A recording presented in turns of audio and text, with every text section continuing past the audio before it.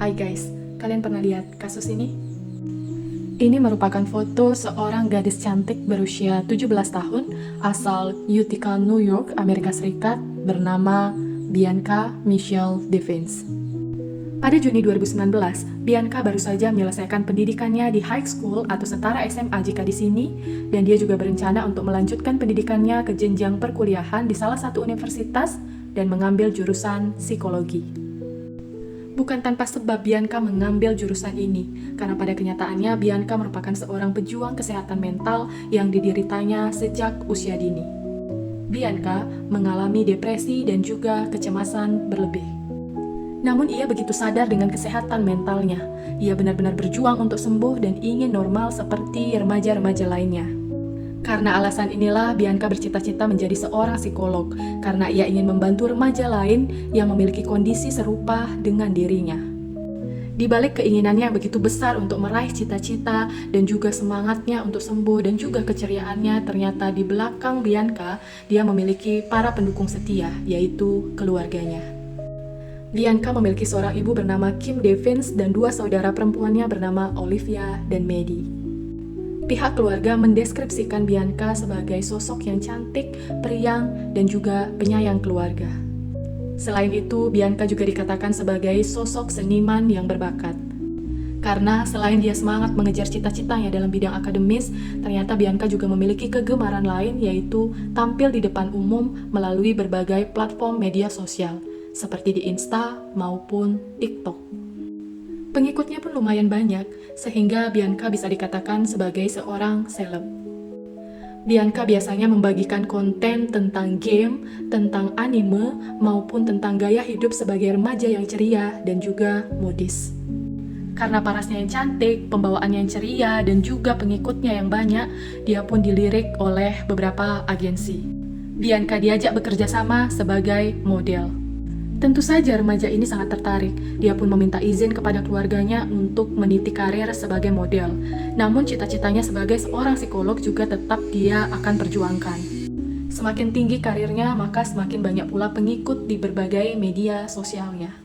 Hingga pada Mei 2019, Bianca pun berkenalan secara pribadi dengan salah satu followersnya, yaitu pria berusia 21 tahun bernama Brandon Andrew Clark. Mereka berdua pun seringkali menghabiskan waktu dengan mengobrol lewat telepon dan juga bermain game. Kedekatan ini pun menimbulkan benih-benih cinta di hati Brandon.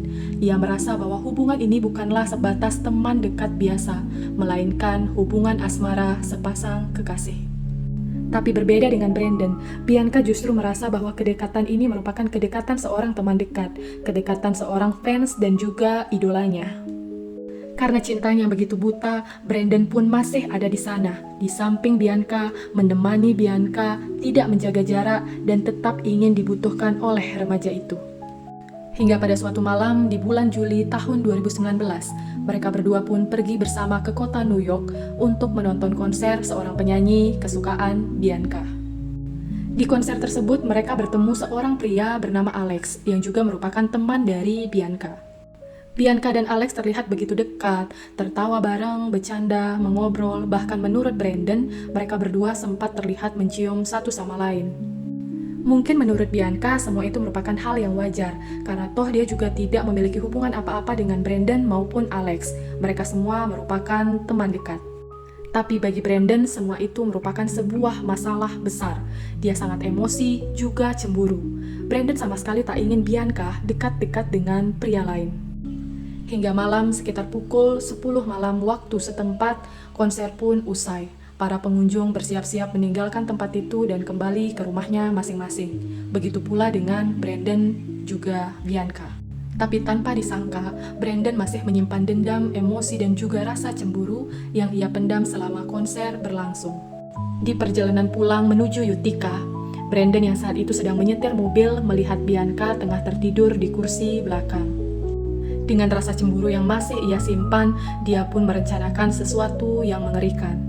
Brandon melajukan mobilnya, membawanya ke jalan buntu yang gelap dan sepi. Di tempat itulah ia menyerang Bianca. Ia mengambil pisau di tangannya dan menyayat leher Bianca hingga hampir putus.